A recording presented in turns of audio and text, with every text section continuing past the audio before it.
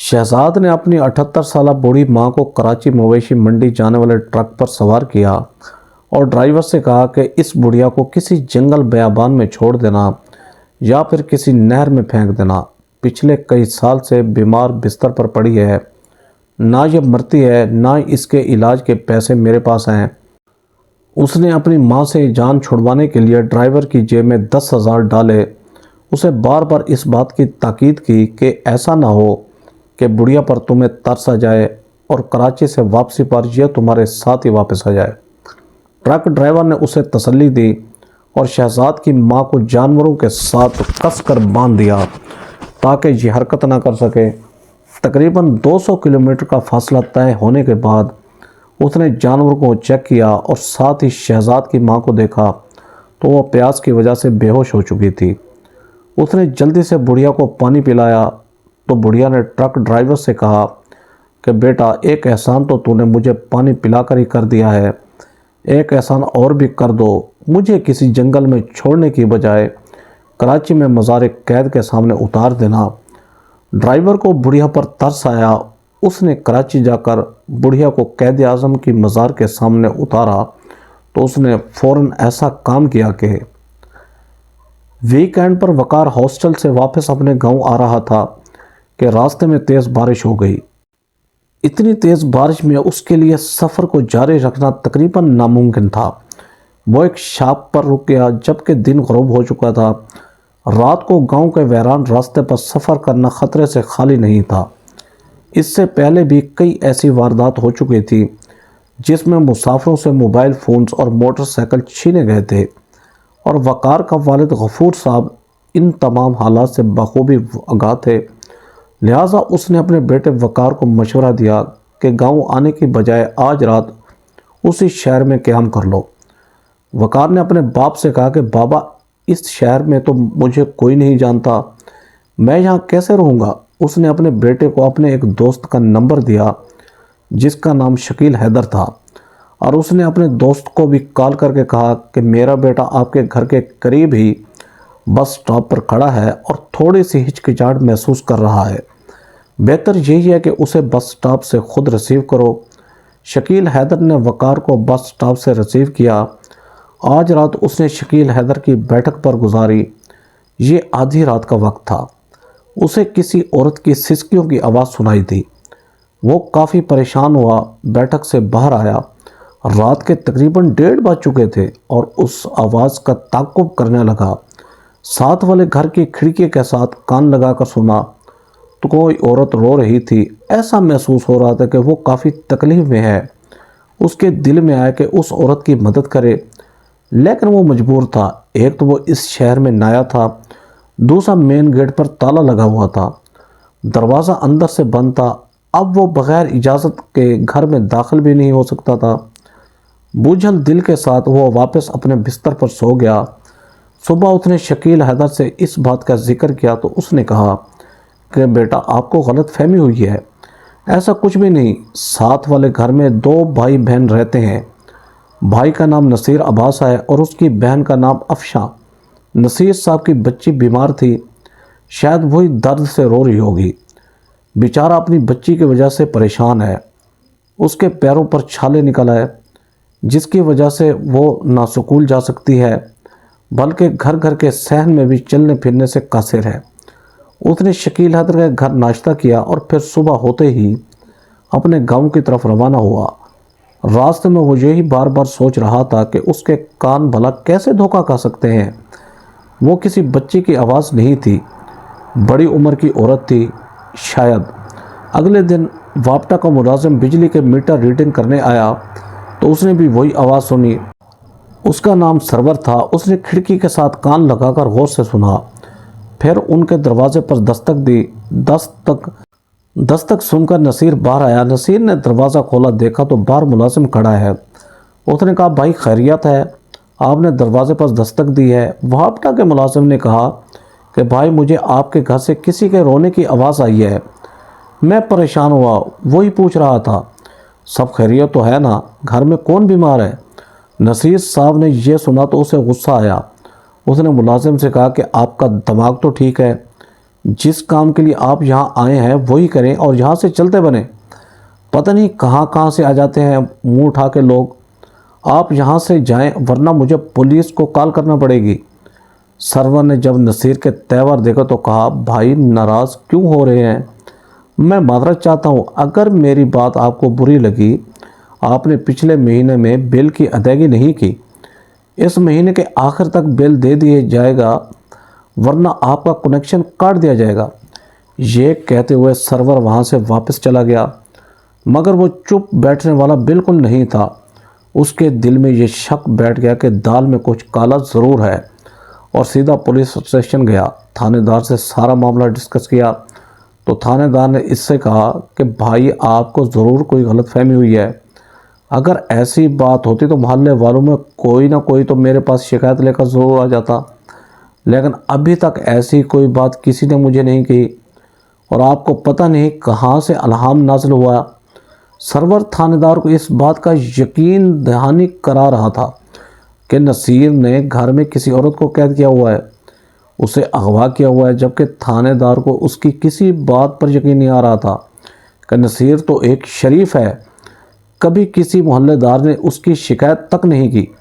اس کا اپنا کریانہ سٹور ہے، سارا دن وہ وہیں پر رہتا ہے، شام کو گھر واپس آتا ہے، بچے اس کے سکول میں پڑھتے ہیں، اس کی بیٹی بیمار رہتی ہے، شاید آپ نے اس کی بیٹی کی آواز سن لی ہوگی۔ لیکن سرور نے کہا، نہیں، وہ کسی بچی کی آواز نہیں تھی بلکہ ایک میچور عورت کی آواز تھی۔ یہ سن کر تھانے دار کو غصہ آیا۔ اس نے سرور سے کہا کہ آپ واپٹا کے ملازم ہیں، آپ کا تعلق اس شہر سے ہے بھی نہیں، پھر میرا آپ سے یہ سوال ہے کہ اگر ایسی کوئی بات ہوتی جو آپ فرما رہے ہیں تو شہر کا کوئی آدمی، اس کا کوئی ہمسایہ، کوئی تو میرے پاس آتا نصیر کی شکایت لے کر اور مجھے بتاتا کہ نصیر دکان چلانے کے علاوہ اغوا برائے تاوان بھی وصول کرتا ہے۔ سرور نے کہا کہ میرا یہ مقصد نہیں تھا۔ تھانے دار نے اس کو خاموش کرا اور کہا کہ میرا وقت ضائع مت کرو، پہلے ہی میری زندگی الجھی پڑی ہے اور اوپر سے تو مجھے پریشان کر رہے ہو۔ سرور وہاں سے واپس چلا آیا، یہاں پریشان تھا کہ میں کیا کروں۔ وہ چاہتے ہوئے بھی کچھ نہیں کر سکتا تھا، وہ ان آوازوں سے بے چین ہو چکا تھا جن آوازوں کو اس سے پہلے وقار نے سنا تھا۔ جب کچھ سمجھ نہ آیا تو مسجد میں داخل ہوا، امام مسجد سے ملاقات کی اور اسے کہا کہ امام صاحب، کسی مجبور شخص کی مدد کرنے کے بارے میں آپ کیا کہتے ہیں؟ امام صاحب نے کہا کہ میاں، یہ ایک ایسا سوال ہے، اس کا بہت بڑا اجر ہے، لیکن تم یہ سب کیوں کہہ رہے ہو؟ سرور نے کہا کہ امام صاحب، آپ ہی کے محلے میں ایک گھر کے میٹر کی ریڈنگ کرنے آیا تھا، ساتھ کھڑکی سے مجھے کچھ آوازیں سنائی تھیں، آواز میں بہت درد تھی، ایسا محسوس ہوتا تھا کوئی بہت بڑی تکلیف میں ہے، لیکن جب میں نے گھر کے مالک سے بات کی تو وہ الٹا مجھ پر غصہ کرنے لگا، مجھے وہاں سے بھگایا۔ اگر میں وہاں سے واپس نہ آتا تو شاید وہ مجھے مارتا اور شہر کے باقی لوگوں کو بھی جمع کرتا، اس لیے میں نے وہاں سے جانا ہی مناسب سمجھا۔ امام مسجد نے یہ سنا تو کافی حیران ہوا اور کہا کہ آپ نصیر صاحب کے گھر کے باہر کی بات کر رہے ہیں؟ سرور نے کہا، جی میں اسی کے گھر کے باہر ہی کھڑا تھا۔ امام صاحب نے کہا، یہ تو آپ نے بہت بڑی عجیب بات کی ہے، آپ کی غلط فہمی بھی ہو سکتی ہے، لیکن اس بات کی تصدیق کریں گے، اور اگر ایسا ہوا جو آپ فرما رہے ہیں تو میں آپ سے وعدہ کرتا ہوں کہ میں آپ کا ساتھ دوں گا۔ عشاء کی اذان تک آپ میرے مہمان ہیں، آج رات میری طرف سے آپ کھانا کھائیں گے، پھر رات کے کسی پر ہم اس گلی میں جائیں گے، حالات کا جائزہ لیں گے اور حقیقت کو جاننے کی کوشش کریں گے۔ ویسے تو مجھے اس بات کا یقین ہے کہ ایسا کچھ بھی نہیں جو آپ کہہ رہے ہیں، لیکن پھر بھی تصدیق کرنے میں کیا برائی ہے؟ یہ تقریباً 12 بجے کا وقت تھا جب امام مسجد سرور کے ساتھ گلیوں میں چہل قدمی کرنے لگا، اور وہ جیسے ہی نصیر عباس کے گھر کے سامنے گزرے تو حالات کا جائزہ لیا تاکہ کوئی دیکھ نہ لے۔ امام صاحب نے خود کھڑکی کے ساتھ کان لگایا، کوئی ایسا آواز نہیں تھا۔ پھر وہ واکنگ کرتے ہوئے تقریباً آدھا کلومیٹر آگے چلے گئے۔ آپس میں گفتگو جاری رہی۔ واپسی پر دوبارہ امام صاحب نے دوبارہ کان لگا کر آواز سننے کی کوشش کی، لیکن ایسی کوئی آواز نہیں تھی۔ اس کے بعد امام صاحب نے سرور سے کہا کہ میں نے کہا تھا نا آپ کو غلط فہمی ہوئی ہے، ایسا کچھ بھی نہیں جو آپ سمجھ رہے تھے۔ سرور اب مایوس ہو چکا تھا، اس کا ساتھ دینے والا کوئی نہیں تھا۔ تھانے دار اس کی بات نہیں سن رہا تھا تو چوپ چاپ واپس اپنے گاؤں چلا گیا۔ لیکن تقریباً 1 ہفتے بعد امام صاحب اس گھر سے گزرے۔ وہ صبح کی نماز کے لیے مسجد تشریف لے جا رہے تھے۔ راستے میں اس نے خود اپنے کانوں سے عورت کے رونے کی آواز سنی۔ یہ کوئی بچی نہیں تھی، وہ درد سے کرا رہی تھی۔ ایسا محسوس ہوتا تھا بہت بڑی تکلیف میں ہے وہ۔ صبح ہوئی تو اس نے سرور کو فون کیا اور کہا کہ میں تمہارا انتظار کروں گا، تمہارے ساتھ بہت ضروری کام ہے۔ سرور شہر ہے تو امام صاحب نے کہا کہ میاں جو آپ کہہ رہے تھے واقعی یہ حقیقت ہے، لیکن سوچنے کی بات ہے کہ نصیر کسے اغوا کرے گا؟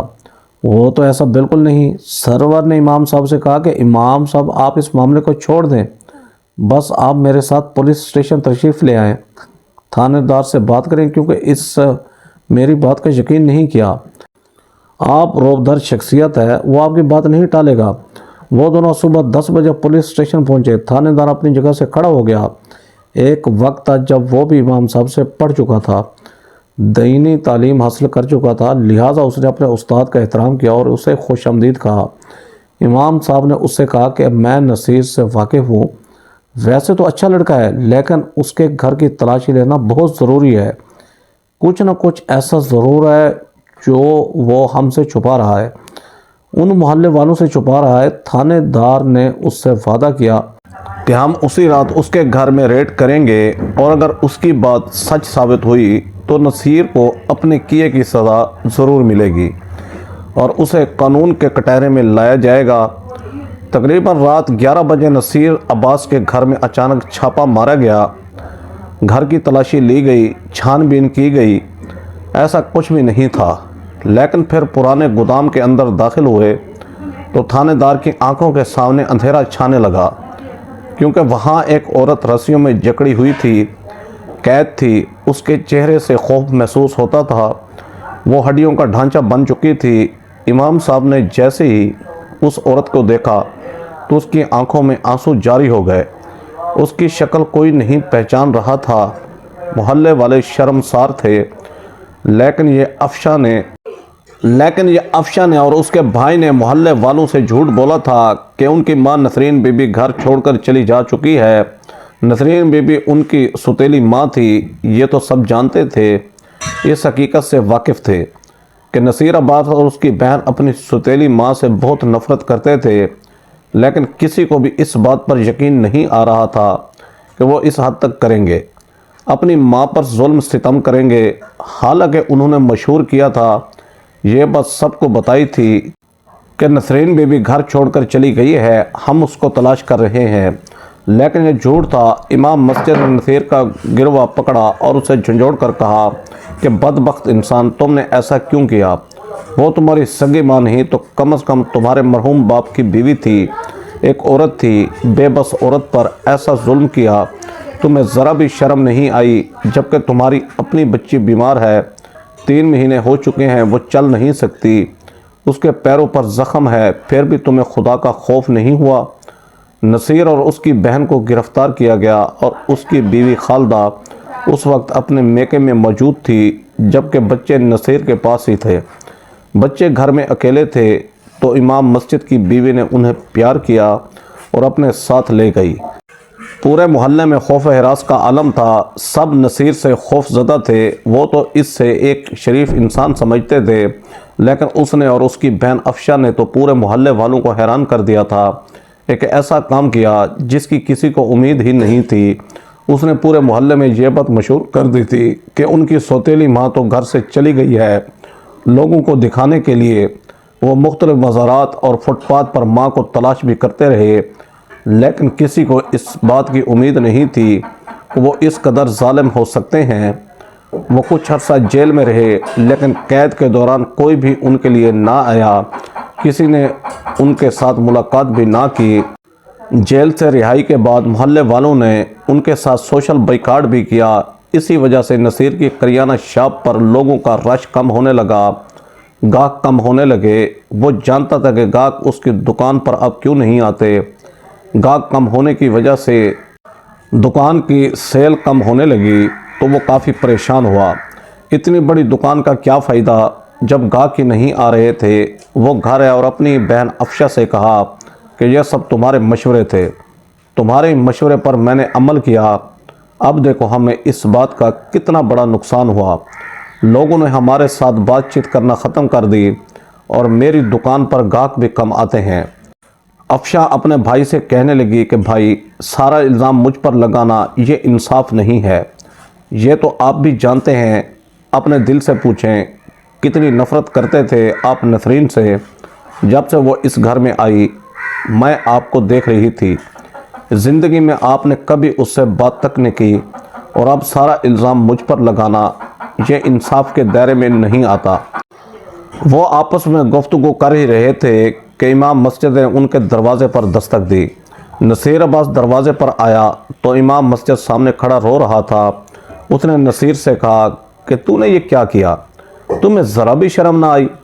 اس پر اتنا ظلم کرتے ہوئے مجھے بھی شرم محسوس ہو رہی ہے کہ میں نے تمہیں پڑھایا، تمہیں دین کی تعلیم دی، لیکن میرے تمام شاگردوں میں تو ہی نالائق ثابت ہوا، اور اس بات کا مجھے ساری زندگی افسوس رہے گا۔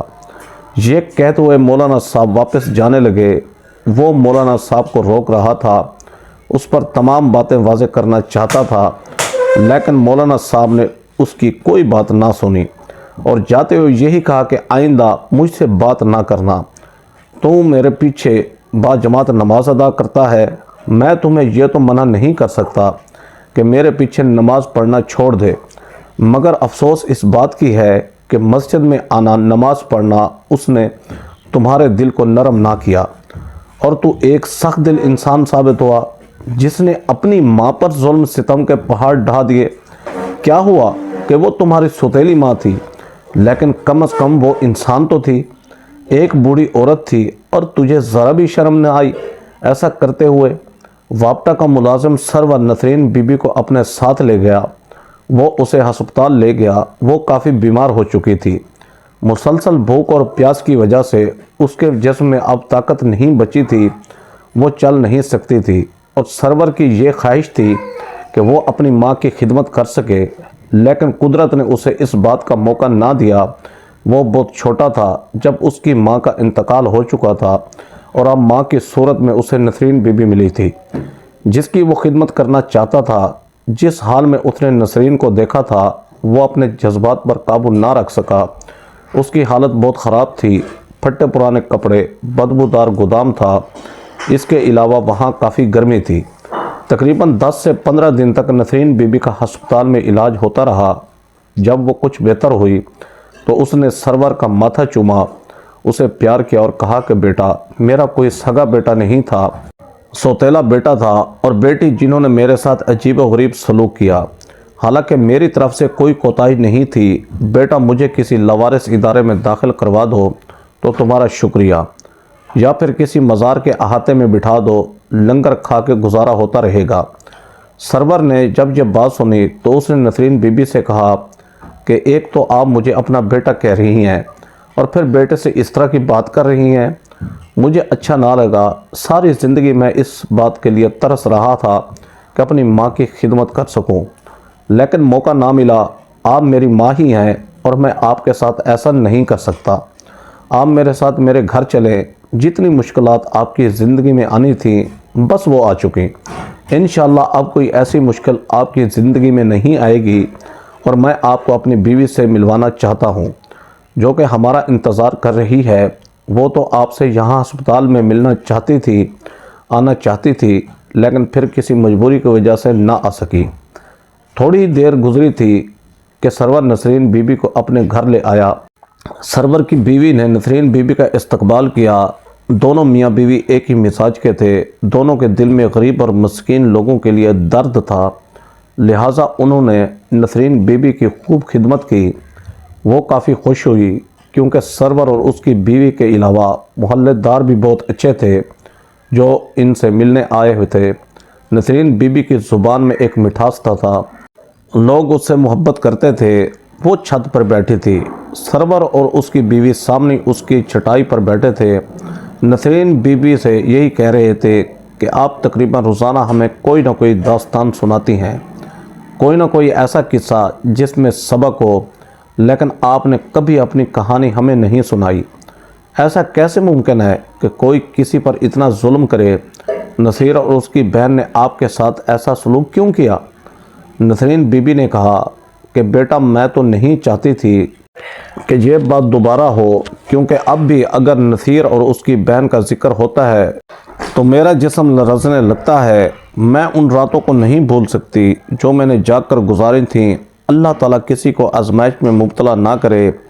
یہ بہت بڑی آزمائش تھی جس میں مبتلا تھی، اور مجھے تو یہی محسوس ہوتا تھا کہ زندگی انہی رسیوں میں گزرے گی، قید کی حالت میں ہی میں مر جاؤں گی۔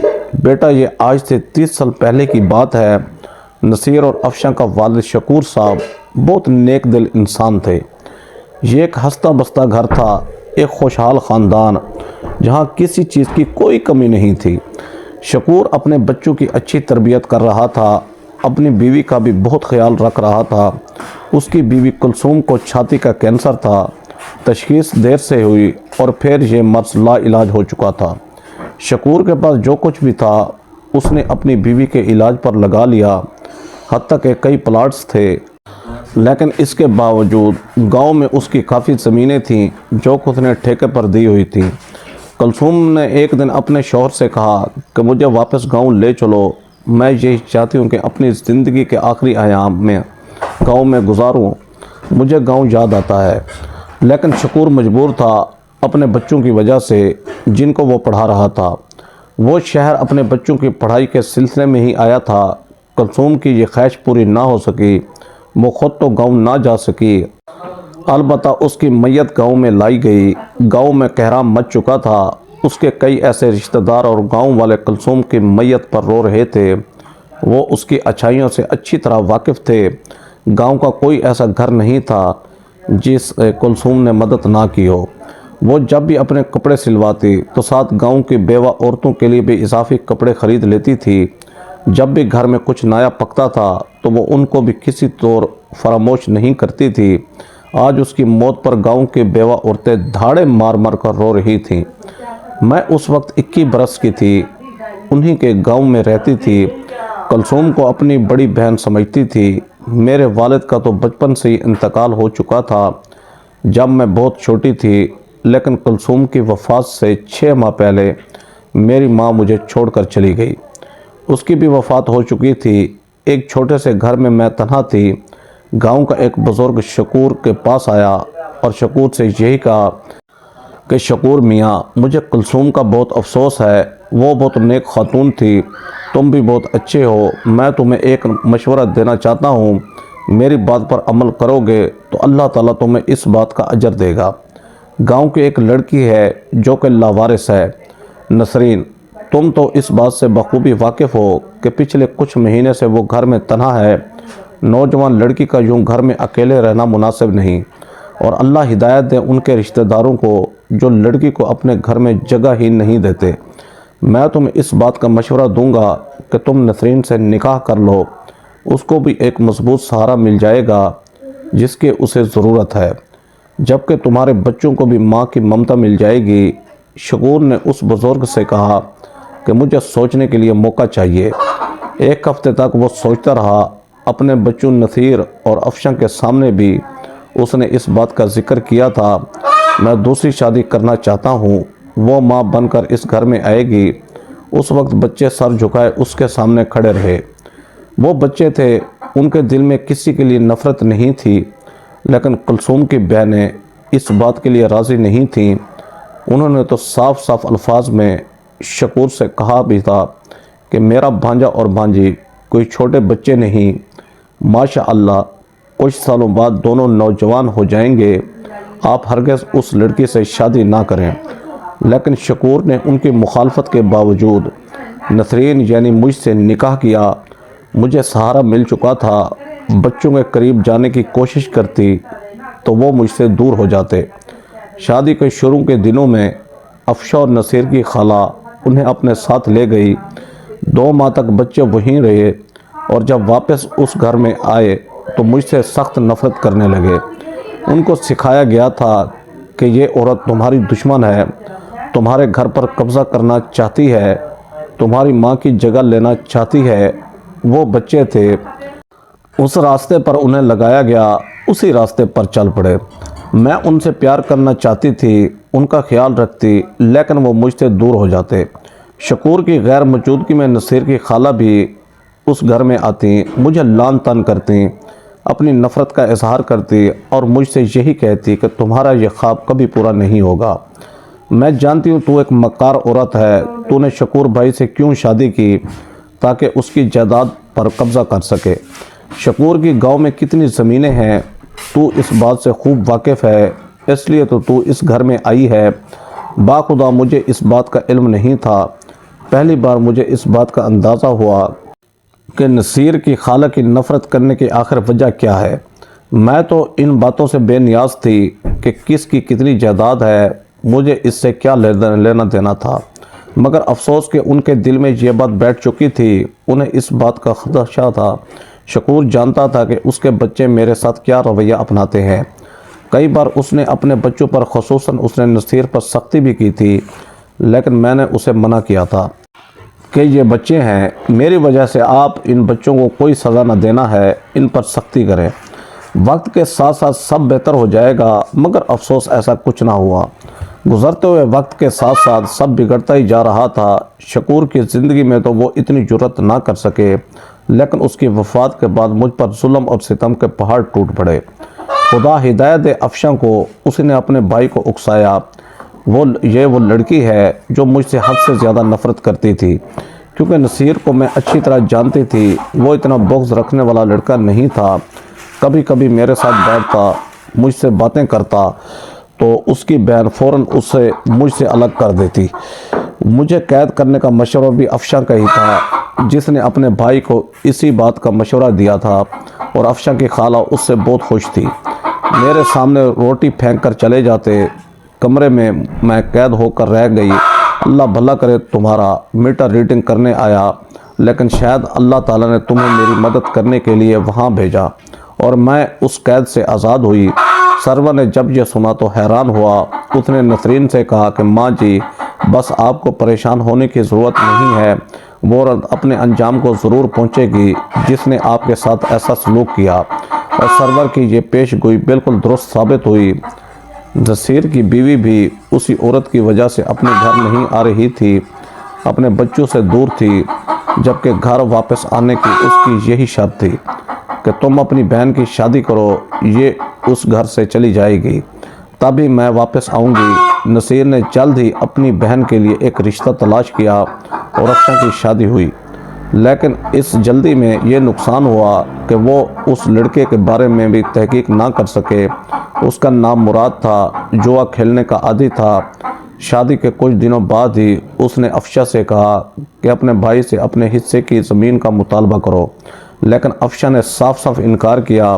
اسے اس بات پر غصہ آتا، وہ افشاں پر تشدد کرتا۔ وہ مراد کے ظلم و ستم سے تنگ آ چکی تھی، تقریباً روز اس پر باتیں کرتا اور اسے طنزیہ انداز میں یہی کہتا کہ تمہارا بھائی پوری جائیداد پر سانپ بن کر بیٹھا ہے اور تم ہو کہ اپنے بھائی سے جائیداد کا مطالبہ نہیں کرتی۔ وہ افشاں پر اس کے بچوں کے سامنے ہی تشدد کرتا اور یہ بات اس کے لیے ناقابل برداشت ہو چکی تھی۔ ایک ایسی بہن جو کسی صورت اپنے بھائی سے جائیداد کا مطالبہ نہیں کر سکتی تھی، نہ ہی اس کا ارادہ تھا، لیکن مراد کے ظلم ستم سے تنگ آ کر ایک دن وہ اپنے بھائی کے پاس گئی اور اسے یہی کہا کہ بھائی، میں مجبور ہو چکی ہوں، میں تو کبھی سوچ بھی نہیں سکتی تھی کہ ایسے شخص کے ساتھ میری شادی ہوگی۔ جلدی میں آپ سے ایک ایسی غلطی ہوئی جس کا خمیازہ اب میں بھگت رہی ہوں اور میرے بچے۔ نصیر کافی پریشان تھا۔ اس نے بہن سے معذرت کی اور کہا کہ مجھ سے بھی غلطی ہوئی ہے بہن، مجھے معاف کر دینا، اگر تم چاہو تو میں تمہیں جائیداد میں تمہارا حصہ دیتا ہوں۔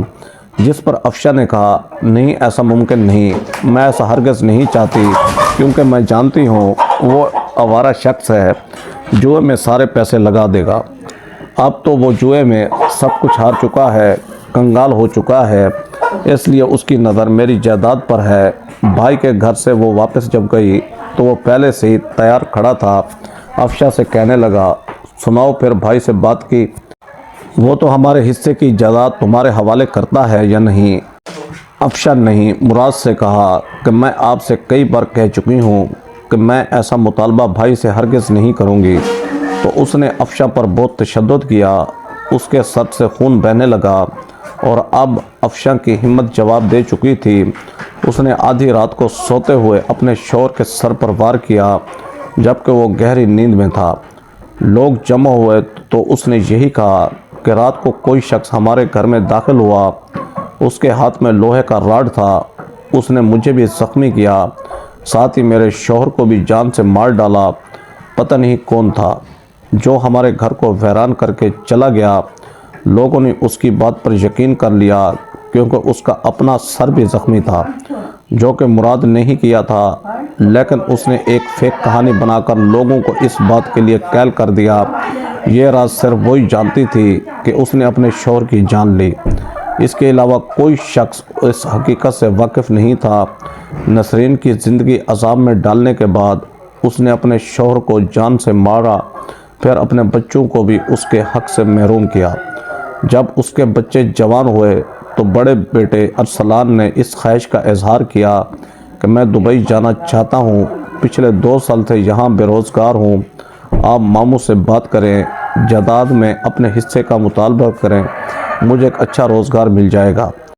لیکن ادھر بھی افشا نے اپنے بیٹے کا ساتھ نہ دیا اور اسے یہی کہا کہ تو اپنے باپ پر ہی گیا ہے، تیرا باپ بھی ایسا ہی تھا، نہ جانے کیوں ہمارے خاندان کی زمینوں پر اس کی نظر تھی اور تمہاری نظر بھی ہے، اسی جائیداد اسی زمین پر ہے۔ اس نے ماں کو سمجھایا کہ ابا جوئے کے عادی تھے، لیکن میں کچھ ضائع نہیں کرنا چاہتا، آپ کو سب پیسے لوٹا دوں گا، جتنا خرچہ وہاں جانے کے لیے ہوگا میں واپس کر دوں گا۔ لیکن افشا نے اپنے بیٹے کی بات پر عمل نہ کیا۔ بیٹے اس سے بیزار ہو چکے تھے، بے روزگار ہونے کی وجہ سے وہ ماں سے بد دل ہو چکے تھے۔ وقت تیزی کے ساتھ گزر رہا تھا، بوڑھی افشا اب اپنے بیٹوں پر بوجھ بن چکی تھی، حتیٰ کہ انہوں نے مل کر فیصلہ کیا کہ اس بڑھیا سے جان چھڑاتے ہیں، نہ یہ مرتی ہے نہ ہی اس کے علاج کے پیسے ہمارے پاس ہیں۔ انہوں نے ایک ٹرک ڈرائیور سے بات کی، اسے پیسے دیے اور کہا کہ کراچی جاتے ہوئے راستے میں کسی جنگل بیابان میں اسے چھوڑ دینا۔ ٹرک ڈرائیور نے افشا کو جانور کے ساتھ مضبوطی کے ساتھ باندھ دیا۔ یہ سفر اس کی زندگی کا اذیت ناک سفر تھا۔ اب ایک ایک کر کے اس سے وہ ساری زیادتیاں، وہ ناانصافیاں، ظلم و ستم یاد آ رہے تھے جو اس نے نسرین پر کیے تھے، جس طرح اس نے نسرین کی زندگی کو عذاب بنایا تھا۔ تقریباً 200 کلومیٹر کے بعد ڈرائیور نے اپنے جانور چیک کیے تو اس نے دیکھا کہ افشا پیاس کی وجہ سے بے ہوش ہو چکی تھی۔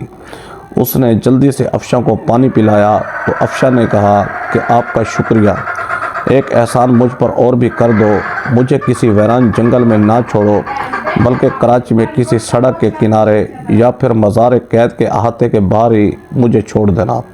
ٹرک ڈرائیور کا دل اچانک افشا کے لیے نرم ہو گیا۔ اس نے کہا ٹھیک ہے، کراچی جاتے ہی میں تمہیں وہاں اتار دوں گا، اس سے زیادہ میں تمہاری مدد نہیں کر سکتا۔ افشا نے اس سے کہا ٹھیک ہے، مجھے بھی تم سے بس اتنی ہی فیور چاہیے، جب میری سگے اولاد مجھ سے وفا نہیں کر سکی تو پھر تم سے کیا گلہ اور شکوہ کروں۔ کراچی جاتی اس نے افشا کو مزار قید کے باہر چھوڑ دیا۔ وہ گیٹ کے سامنے بیٹھ گئی، آتے جاتے مسافروں سے بھیک مانگ کر گزارا کرتی رہی، لیکن پھر سیکورٹی خدشات کی وجہ سے شہر کے حالات کچھ خراب ہوئے تو اسے وہاں سے اٹھا دیا گیا۔ کبھی سڑک کے کنارے تو کبھی گلیوں میں، کبھی کسی مزار پر جا کر وہ گزارا کرتی رہی، لیکن اتنے بڑے شہر میں اس کا کوئی بھی اپنا نہیں تھا۔ آج اسے یاد ہے کہ کس طرح اس نے نسرین پر ظلم کیا تھا۔ تقریباً 1 مہینے بعد وہ فٹ پاتھ پر مردہ حالت میں پائی گئی اور اگلے ہی دن لاوارث سمجھتے ہوئے اسے کراچی کے قبرستان میں دفنا دیا گیا۔ دوستو، یہ ایک سٹوری بہت ہی سنسنی خیز اور دل دہلا دینے والی ہے، امید ہے آپ کو ضرور پسند آئے گی۔